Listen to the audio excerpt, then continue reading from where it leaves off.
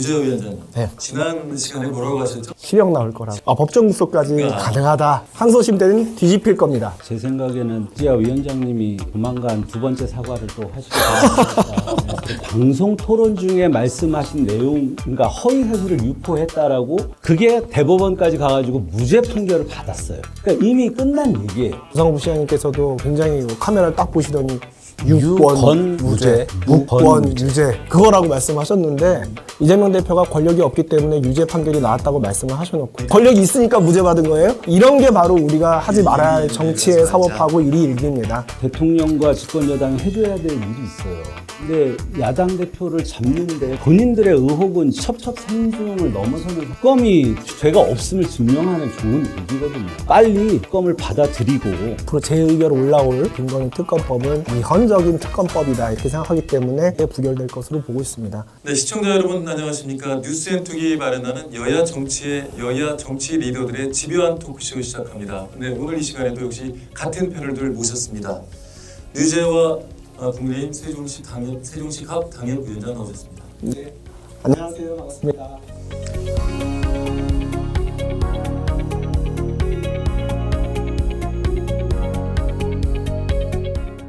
네, 민주당 조상우 새로운 생각 연구소장 자리하셨습니다. 예, 반갑습니다.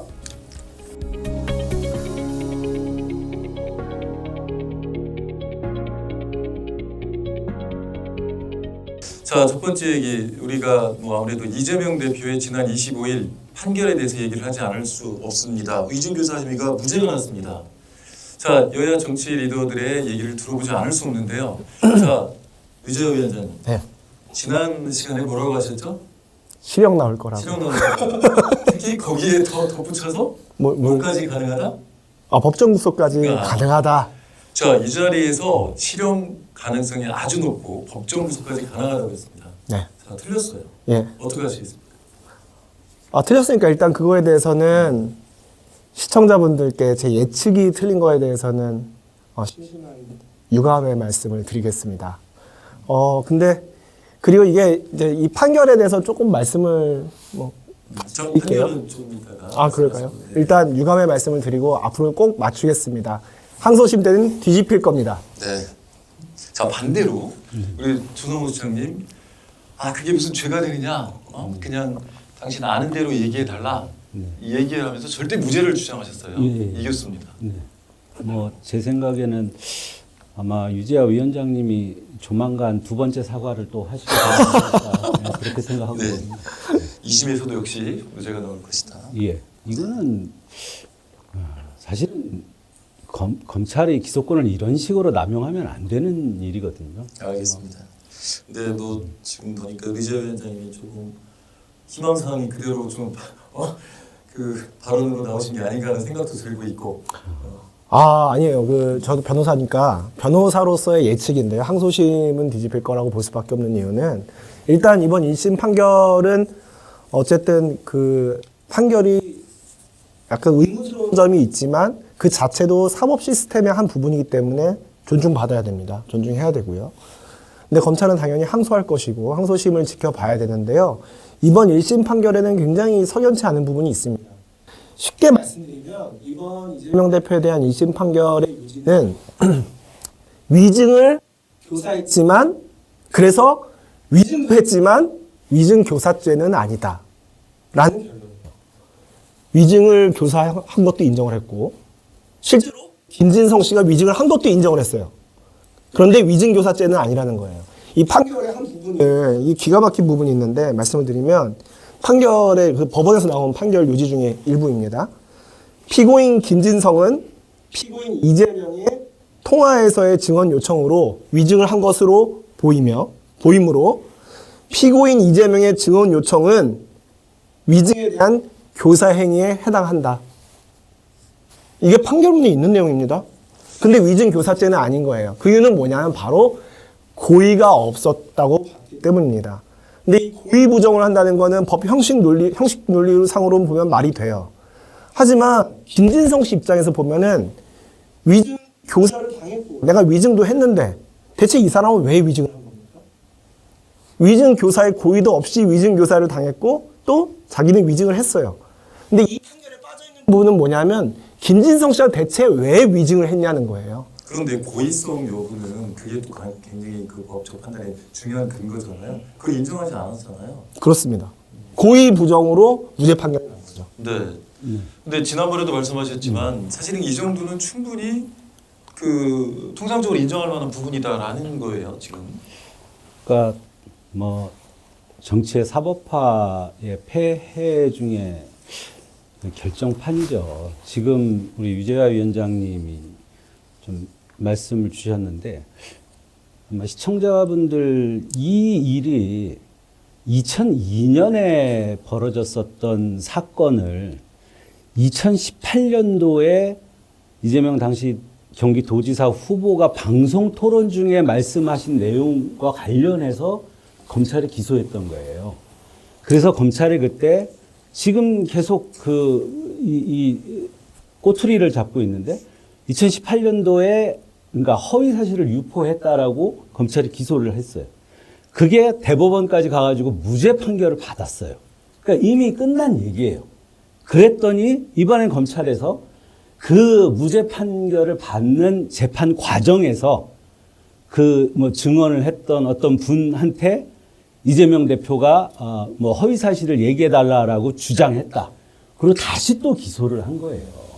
그러니까 우리가 지금 검찰을 자꾸 법 기술자 이렇게 비판을 하게 되는데 지금 이재명 대표 11월 19일 날 도지사 때 관용차 썼다는 뭐 문제 그리고 법인카드 문제로 이제 6번째 기소를 했어요, 검찰이. 네. 네. 네, 알겠습니다. 자, 어쨌든 뭐 판결에 대해서는 또 계속 얘기를 하다 보면 또 끝이 없을 것 같고 다음에 어쨌든 이번 재판 결과에 따라서 분위기가 일주일 만에 완전히 또 역전이 됐어요. 이게 도대체 대한민국 정치가 얼마나 드라마틱할 것인가 좀 대단히 재미가 있는데 지금 민주당은 일단 업이 많이 돼 있죠. 글쎄요, 지금 뭐 야당 대표를 뭐 6번 기소하고 5개 재판을 돌린다고 해서 지금 윤석열 정권의 실정이 가려지는 게 아니거든요. 근데 제가 생각할 때는 이게 서로 간에 일희일비할 일이 아니에요. 네. 지금 윤석열 정권이 살아나고 국민의힘이 다시 신뢰를 받기 위해서는 결국은 명태균, 김건희 특검을 받아들이는 것 말고는 해결 방법이 없어요. 지금 세간에서는 국민의힘이 아니라 명태균의 힘이다. 이런 얘기가 나오고 있어요. 이 지금 오세훈, 홍준표, 뭐 안철수, 거기다 뭐 창원 산단, 도대체 뭐 대통령실의 6급 행정관, 알겠습니다. 김건희 씨, 이 명태균 씨 이 문제 해결 못하면 결국 명태균의 힘이 되는 겁니다. 네, 검찰은 항소를 당연하죠. 항소할 것으로 보이고요. 또 항소심에서 제가 아까 뒤집어질 것이다 이렇게 예측도 드리고 아까 이제 조상호 부시장께서 말씀하셨다시피 이 판결 결과에 따라서 여야가 어느 쪽이든 일희일비하지 말고 각자 우리 정치하는 사람들이 국민들 위해서 민생 위해서 일하는 게 중요한 것 같습니다. 그러고 보니 갑자기 생각이 났는데 지난번 조상호 부시장님께서도 굉장히 카메라를 딱 보시더니 유권 무죄, 무권 유죄 그거라고 말씀하셨는데 그러지 말아야 된다는 거예요. 왜냐하면 지난번 징역 1년에 집행유예 2년 공직선거법 위반 판결이 났을 때는 이재명 대표가 권력이 없기 때문에 유죄 판결이 나왔다고 말씀을 하셔놓고 그럼 이번 이 판결은 또 어떻게 할 거예요? 권력이 있으니까 무죄 받은 거예요? 그러니까 이런 게 바로 우리가 하지 말아야 할 정치의 사법하고 일희일비입니다. 알겠습니다. 네.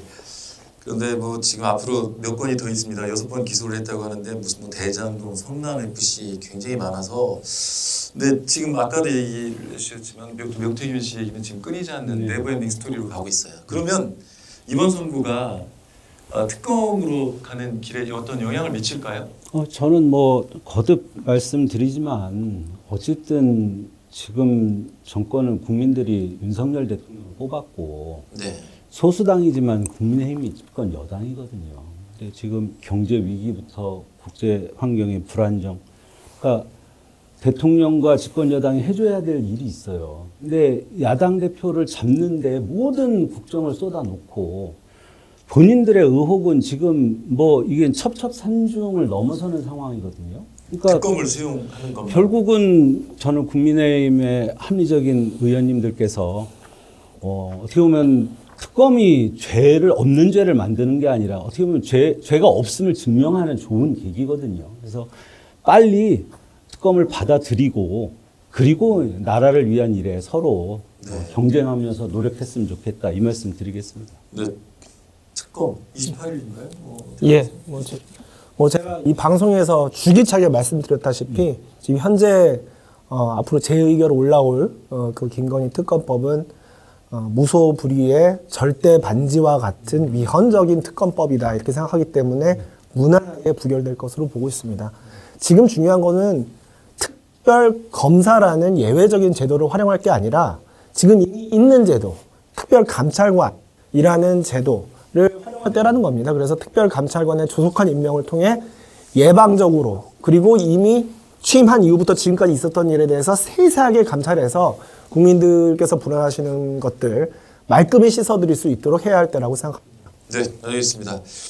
근데 지금 그 동시다발적으로 이렇게 재판이 진행되고 있는데 사실 이렇게 기소가 많이 되고 이렇게까지 수사가 진행되는 건 정말 이례적이죠. 그럼요. 우리 입장에서는 예. 이례적인데 심지어는 홍준표 대구시장까지 이렇게 했습니다.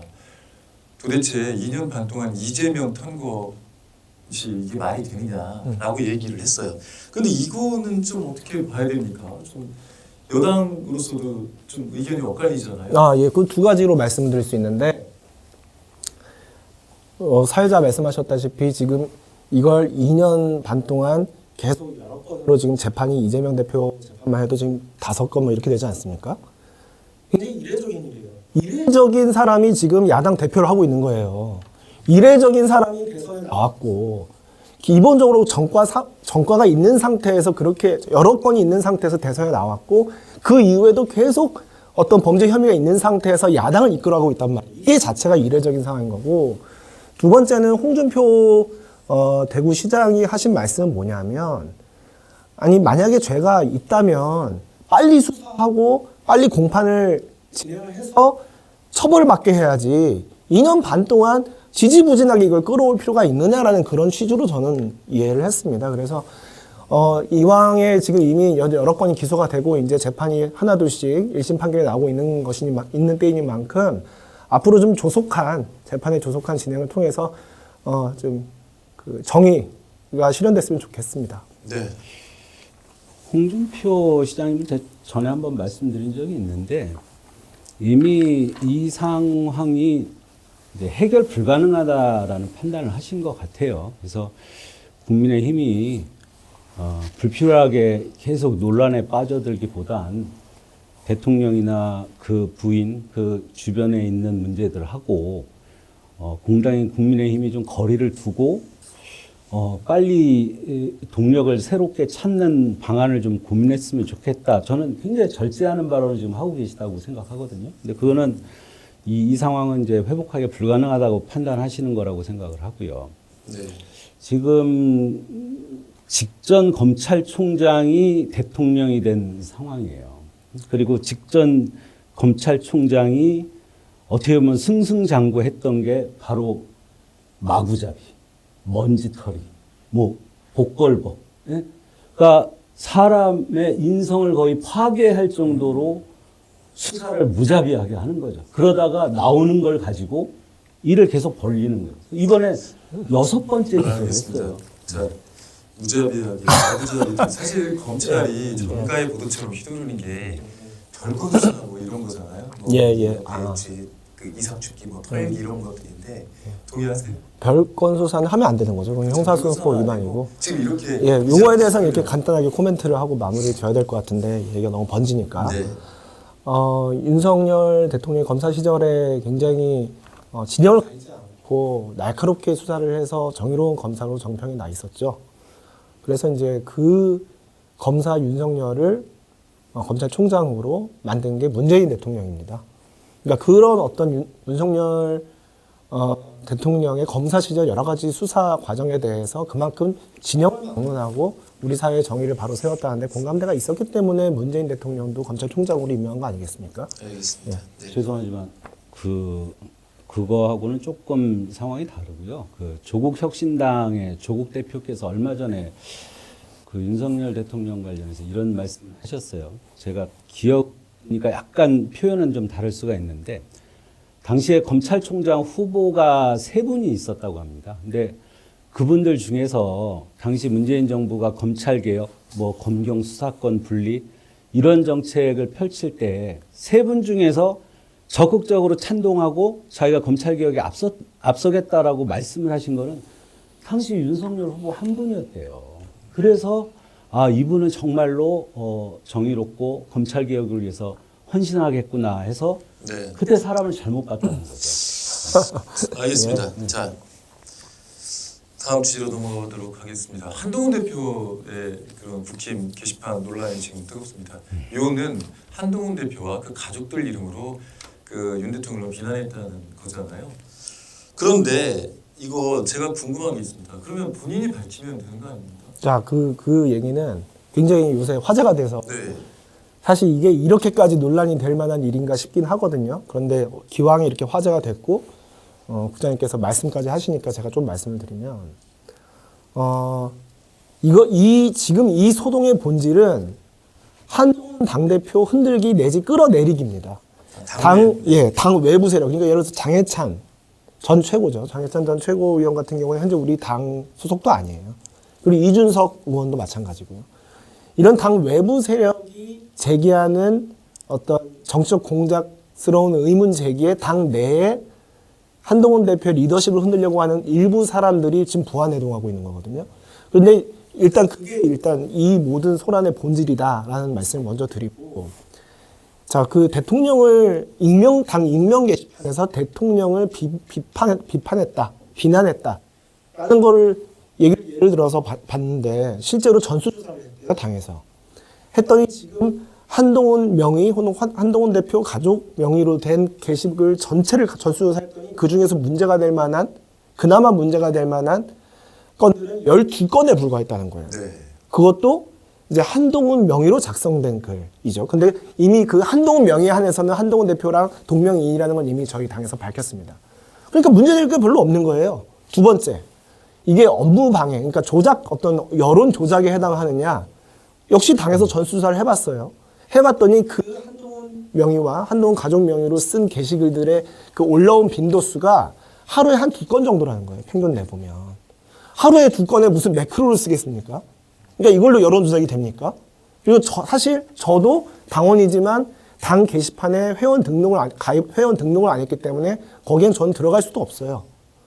대부분의 사람들의 경우 그 당원 게시판에 들어가 보지 않습니다. 당원들이 익명 게시판이기 때문에 본인들이 가지고 있는 여러 가지 비판식이라든가 하고 싶은 말들을 자유롭게 할 수 있도록 하는 게 당원 게시판이고 익명 게시판의 취지입니다. 근데 거기서 그 사람이 가족인지 아닌지 밝혀라, 이렇게 얘기한다면 만약에 밝히면 어떻게 됩니까? 정당법 위반이에요. 왜냐하면 외부에서 당원인지 여부를 밝히는 것은 금지돼 있거든요. 그러니까 결국 가능하지 않은 주장들을 계속하면서 뭔가 알겠습니다. 있는 것처럼 네. 만들고 있는 겁니다. 제가 좀 시간을 더 드렸어요. 예, 설명을 좀 잘 드려야 네. 되니까. 근데 이거 사실은 민주당 입장에서는 관전 아닙니까? 관전? 지금? 근데 존경하는 유재 위원장님 그 당원 게시판 가입 안 하시면 안 되는 것 같은데. 근데 빨리 가입하셔야죠. 회원 등록을 네, 안 했어요. 그러시면 홈페이지 안 돼요. 회원 등록을 안 했어요. 그래도 네. 이제 당원들의 목소리를 들으려면 그것도 지역위원장님이니까 빨리 오늘 가입하셨으면 좋겠고요. 바로 가입을 하겠습니다. 네. 저는 사실은 이게 뭐 제가 타 당의 내부 사정이라 그러면 진짜 드릴 말씀이 없는데 지금 윤석열 대통령 집권하고 나서 집권 여당이에요. 근데 당시 이준석 대표를 말도 안 되는 이유로 끌어내렸어요. 그 다음에 김기현 대표가 뭐 비대위가 있었던가요? 김기현 대표였죠. 그 다음에 한동훈 비대위원장이었어요. 근데 지금 한동훈을 또 끌어내리려고 해요.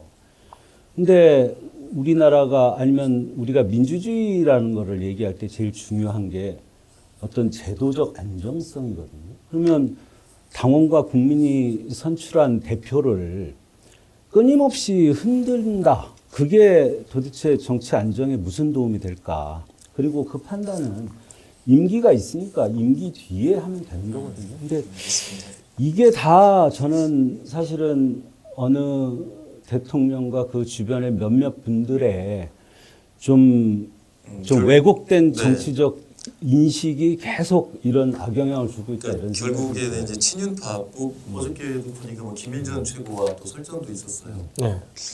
그런데 저는 이런 생각을 해봅니다.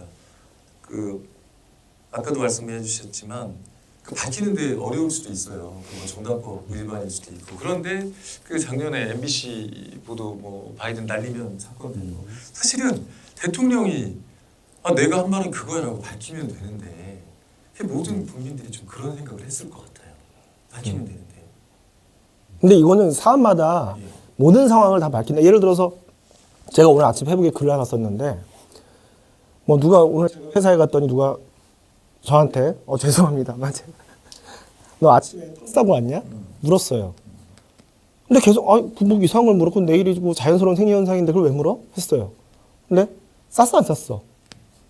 이거 대답할 이유가 없잖아요. 근데 쌌어 안 쌌어? 쌌어 안 쌌어? 이러면서 안 쌌네 이러고 있는 겁니다. 그러니까 모든 상황에 대해서 밝힐 의무가 있는 것도 아니고 특히나 밝히면 안 되는 당원들의 익명성을 보장해야 된다든가 아니면 정당법상 당적을 우리가 보호해야 된다든가 하는 그런 상황에서 그 질문에 대답한다? 궁금하다고 다 대답할 수 있는 건 아니죠. 알겠습니다. 지금 그 비유를 내 옆으로 화장실 비유. 그게 가장 직관적으로 와닿아서 제가 오늘 페이스북에 썼더니 다들 쉬운 찰떡 같은 비유다 하시더라고요. 알겠습니다. 자, 이제는 중앙 얘기는 여기까지 하도록 하겠습니다. 자, 중앙 얘기를 너무 오래 하니까 좀 시청자들 반응이 좀 엇갈리는 것 같아요. 지금 마지막으로 한마디. 좀 짧게. 그러니까 얘기가 자꾸 한동훈 대표를 자꾸 흔드는 게 지금 국민의힘의 합리적인 분들이 그 특검법을 수용하는 고민을 지금 심각하게 하고 있거든요. 그러니까 그런 상황을 좀 피해가려고 하는 상당히 얕은 수가 아닌가 하는 염려를 좀 합니다. 예. 네, 그럼 뭐좀 다시 한번 또 생각을 해봐야 네. 될 것 같습니다. 자, 이제 세종 지역 얘기를 한번 해보겠습니다. 정말 이게 너무 여러 번 다루다 보니까 좀 식상한 것도 있는데 사실은 오늘이 좀 마지막이 됐으면 좋겠습니다. 국제 정원도시 박람회 얘기인데요. 국회에서 결국 국회와 지방의 모두 예산이 삭감돼서 일단락되는 그런 분위기예요. 네, 네. 그리고 또 재미있는 거는 세종시 의회는 예산이 심의되는 지금 과정인데 상정 자체를 안 했단 말이에요. 자, 이제 그러면 명확해진 거죠. 세종시 의회는 이건 더 이상 끝난 얘기다라고 얘기를 한 겁니다. 뭐 그렇게 봐야 되겠죠? 제가 이런 일을 시작할 때 제가 이해찬 전 국무총리님 오래 모셨었는데 그런 공적인 일을 다룰 때는 일의 선후 그리고 완급, 경중 이 세 가지를 잘 헤아리면서 일을 해야 된다라고 얘기를 하셨어요. 제가 방송에서 계속 말씀드리지만 저야말로 정원도시 세종을 만드는 꿈이 있는 사람이고 우리 최민호 시장님 저는 그 본심, 취지에 정말 찬동하는 거예요. 근데 지금처럼 어려운 시기에 그것도 타 지자체에서 하는 행사하고 비교했을 땐 3배, 4배 비용을 들여서 이런 일회성 행사를 하겠다. 그것도 의회에서 그렇게 하면 안 된다. 수정안을 가져와라 했는데 결국은 수정안을 안 내고 단식을 하셨잖아요. 네. 예? 그러니까 제가 지난번에도 말씀드렸지만 안 되는 걸 없애죠. 제출한 내용이 바뀌지 않으면 결과가 바뀌지 않는 일이에요. 알겠습니다. 지금 국힘에서는 어쨌든 예. 뭐 지금 원하시던 걸 못 하게 된 상황이잖아요. 그렇죠. 예.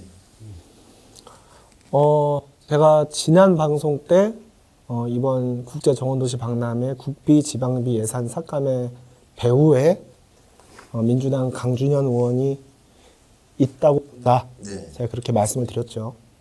그래서 강준현 의원이 또 지금 세종시 정치권에서 굉장히 힘이 막강하기 때문에 강제명 이라고도 불린다 이렇게 말씀을 드렸는데 그건 뭐 칭찬이라고 하니까 제가 더 드릴 말씀이고 근데 이게 그렇습니다. 그 사실 조상호 부시장님의 마인드였다면 저는 이렇게 일이 흘러갔을까? 우리 세종시 정치권의 헤게모니를 쥐고 있는 국회의원이 조상호 부시장님이었다면 이렇게 일이 흘러가지는 않았을 거다 생각합니다. 왜냐하면 애초부터 답을 정해놓고 안 해주기로 작정하고 시작한 일로 저는 보이거든요. 네, 어쨌든 근데 이렇게 왔고 그 과정에 대해서 저희는 뭐 할 말 많습니다. 애초에 답이 정해졌다든가 아니면 이걸 수정할 수 있는 경로 변경을 할 수 있는 수년간의 기회가 있었는데 왜 이제 와서 법에서 이제 금반원의 원칙이라고 합니다. 이제까지 해온 행동이 있으면 거기에 어긋나는 행동을 갑자기 하면 안 된다는 원칙이 있거든요. 뒤통수 만다는 거예요. 쉽게 말하면. 시의회가 그랬다는 시의회가 이번에 그랬다는 거죠. 그러니까 결국 가장 중요한 시점에 와서 이제 방향을 정반대로 바꿔버렸다는 겁니다. 이제 이런 거에 대해서 얘기를 하지만 책임 소재를 묻는다면 저는 비록 이 정원도시박람회의 경우 민주당의 흰자랑으로 막혔지만 그 최종적인 책임은 시장이 져야 된다. 저는 그렇게 생각해요. 네, 굉장히 또 중요한 얘기를 예, 하시네요. 왜냐하면 이유가 어찌됐든 저희 시민들 다 알고 계시고 있는 그대로 다 보여졌습니다. 지금 민주당이 다수당으로서 어떤 횡포를 중앙과 지방에서 부리는지 봤기 때문에 그것에 대한 판단은 시민분들에게 맡겨놓고요.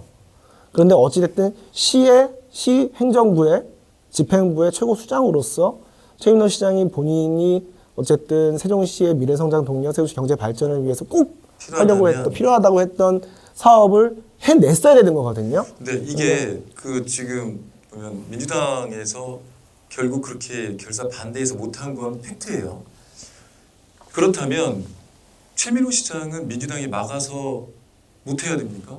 정치력으로 그걸 또 풀어야 되는 것도 시장의 역량일 수 있잖아요. 그렇죠. 그러니까 지금 우리가 뭐 흔히 미국 대통령 백악관 집무실에 보면 The buck stops here 해가지고 모든 책임은 여기서 멈춘다. 그게 이제 행정부의 수장, 집행부의 수장이라면 그런 생각을 해야 되는 거거든요. 같은 당에서 지금 국힘 유자위원장이 괜히 또 고무적인 얘기를 했어요. 그 당내에서 보면은 뭐 시장님 당신이 책임지세요라고 얘기를 하신 거예요 지금. 그렇죠. 책임이 있다는 거죠. 근데 사실은 최민호 시장님께서 과연 당내에 얼마나 소통이 있었나 하는 뭐 아쉬움이 남고요. 아까 유자위원장님께서 우리 강준현 의원님 관련해서 이제 몇 가지 말씀을 하셨는데. 글쎄요, 제가 뭐 강준현 의원님이 우리 시당 위원장이고 저희 당에서 당론으로 의사결정을 했기 때문에 뭐 이제 반대당에서야 당연히 비판하는 거는 큰 문제는 없다고 생각하는데 제가 알기로는 강준현 의원님은 우리 시의회 의원님들의 결정을 존중한 걸로 알고 있어요.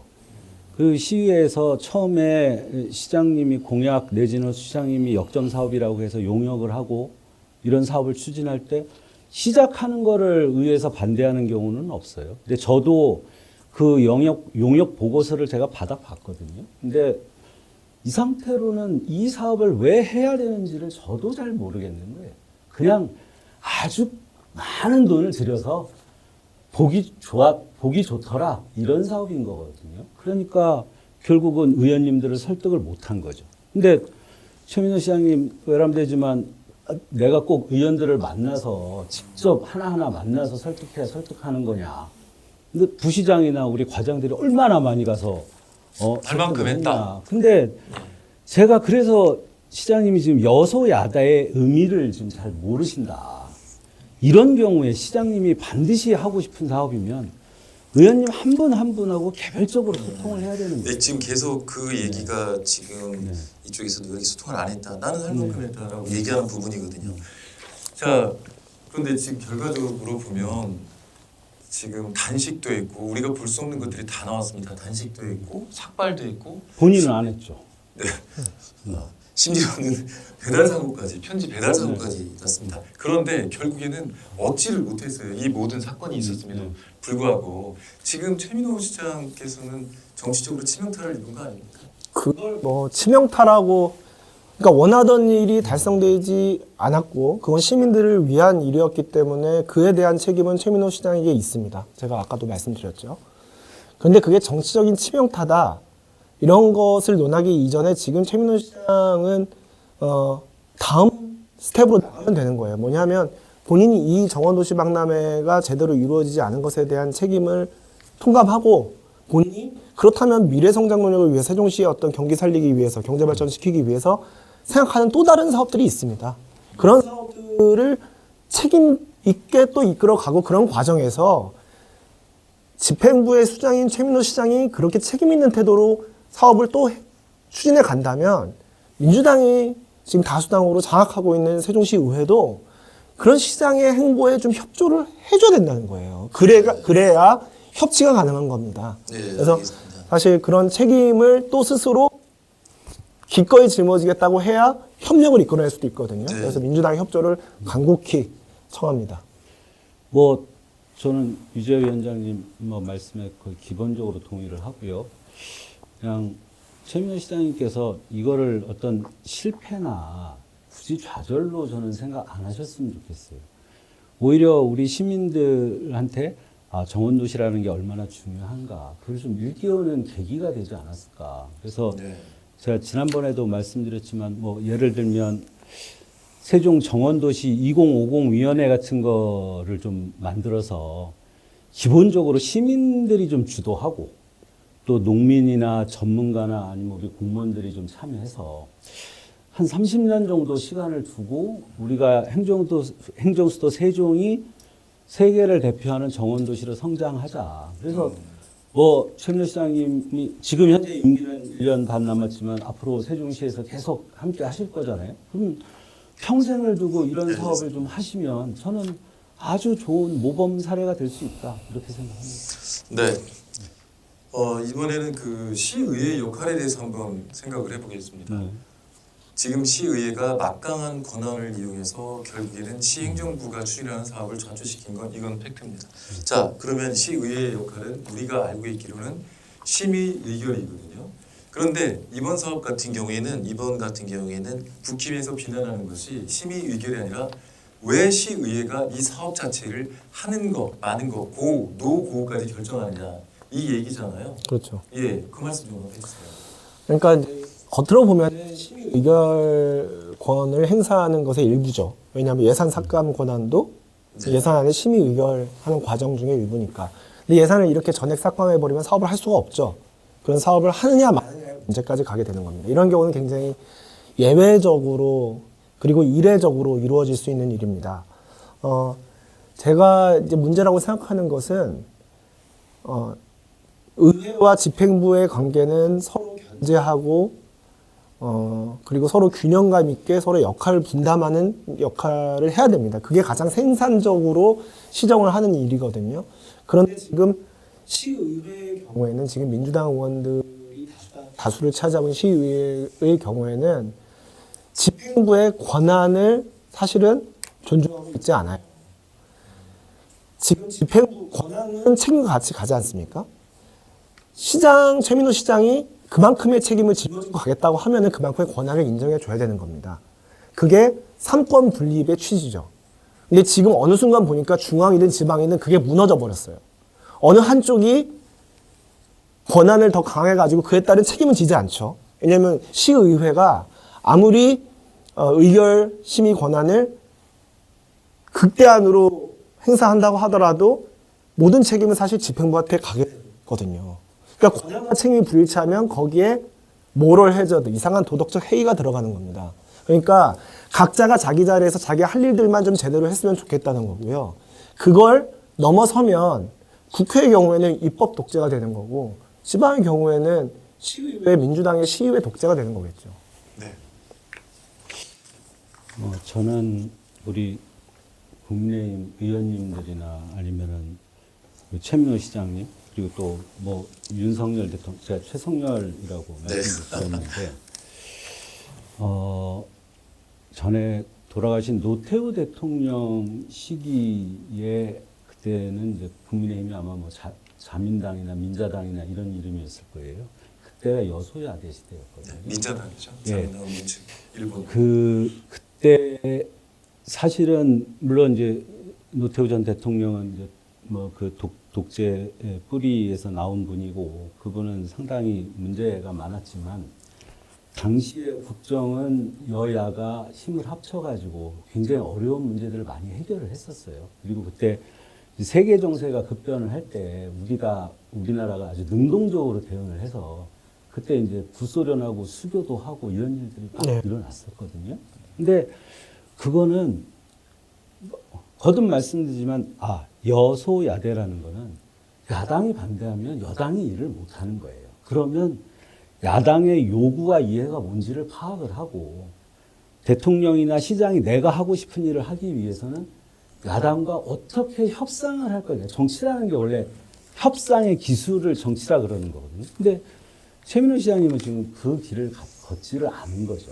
그리고 뭐 다시 예산 뭐 편성권 말씀 나오면 정확하게는 이제 시장, 집행부는 예산 편성권이 있는 거고 의회는 심의 의결권이 있는 거죠. 그러니까 편성하는 거는 시장이 하지만 확정되는 건 의회에서 하는 거거든요. 그러니까 시장과 시의회 의장 아니면 우리 각 실국장들하고 상임위원장들 이분들이 아주 긴밀하게 협의를 해야 되는 거죠. 뭐 근데 어쨌든 뭐 긴밀하게 협의가 안 된 결과인 것 같긴 합니다. 그런데 이게 또 사실은 다음 선거에서 민주당과 국민의힘이 또 역전될 수도 있어요.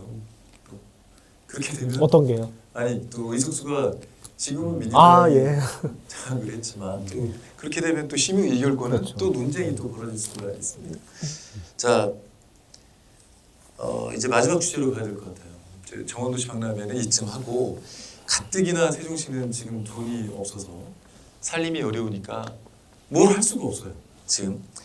그래서 이런 일이 반복되지 않고 협치를 해서 더 나은 정책을 조금 이제는 펼쳐야 된다. 이런 얘기를 하고 있거든요. 자, 지금 이제 어떻게 해야 되겠습니까? 정원도시 박람회는 그만해야 되겠죠.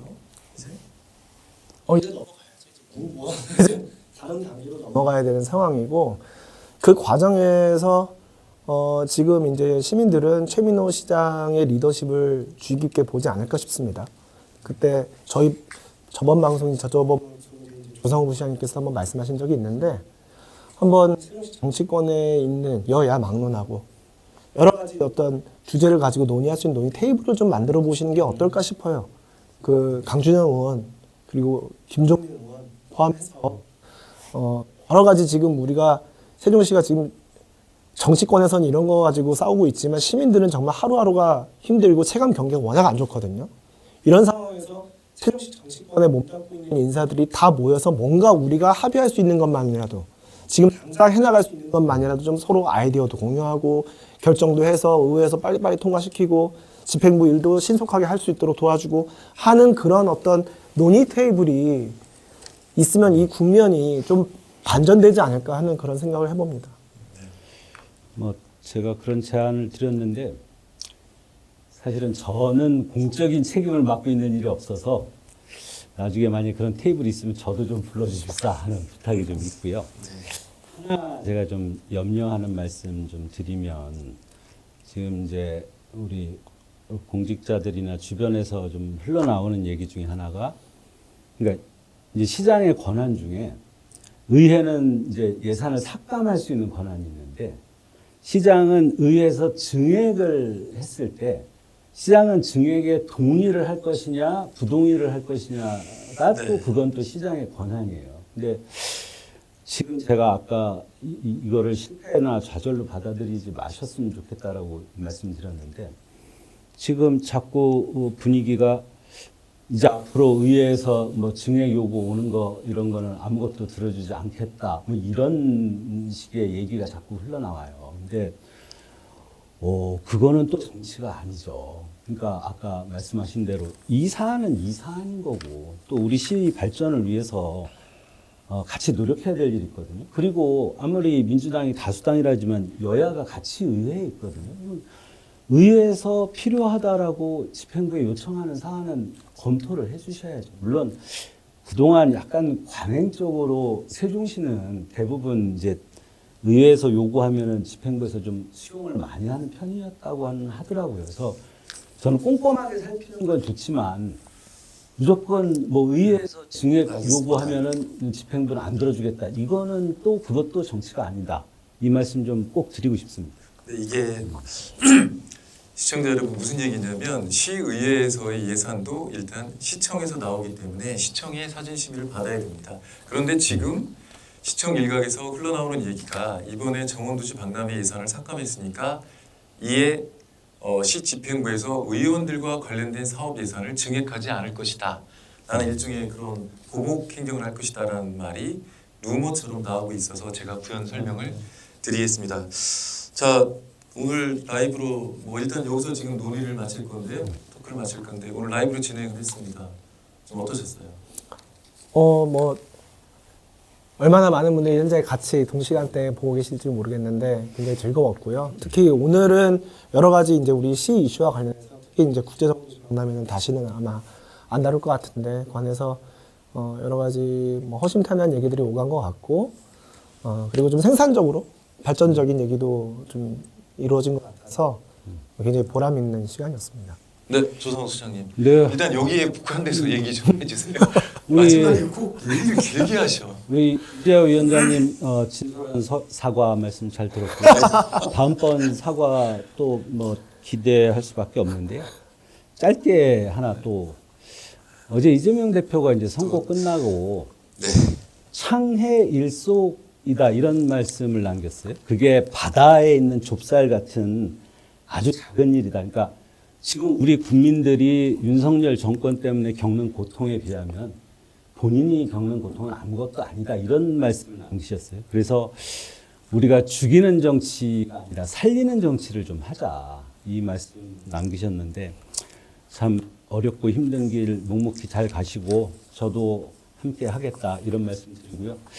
생방송이라서 되게 사실 개인적으로는 좀 떨렸는데 또 하니까 또 할 수 있을 것 같다. 이런 생각도 좀 드네요. 네. 내가 이럴 줄 알았어. 지금 이게 우리 패턴입니다. 다음에는 조상욱 마무리 수장님. 멘트 할 때 조상우 시장이 먼저 네. 알겠습니다. 마무리 멘트를 꼭 하나 정적으로 덧붙여서 얘기를 안 할 수가 없어요. 습관적으로 오른쪽을 보는 습관이 있어서 그런데 자, 네. 10초만. 진정 살리는 정치를 하기 위해서는 구태는 청산해야 되는 거예요. 벌 받을 사람은 확실히 벌을 받아야 거기서 비로소 앞으로 나아갈 수 있는 동력이 생기는 겁니다. 지금 이 순간에도 많은 사람들이 대전지방법원을 비롯한 전국에 있는 법원에서 형사재판을 받고 있습니다. 부끄럽게 서서요. 피고인석에 서서요. 그중에 무죄 받은 분도 계시고 처벌받는 분도 계시죠. 지금 국민분들이 일상을 살아가면서 느끼고 있는 그런 고통들과 이재명 대표가 지금 현재 짊어지고 가고 있는 수많은 혐의들, 그 혐의와 비교한다는 것 자체에 저는 도저히 용납이 네. 안 되거든요. 이제 이재명 대표 얘기는 일단 예. 하도록 하겠습니다. 자, 이상입니다. 무슨 말씀인지 시청자 예. 알으셨을 것 같습니다. 자, 오늘 라이브 여기서 마치겠습니다. 우리는 다음 화요일 시간은 따로 공지를 하겠습니다.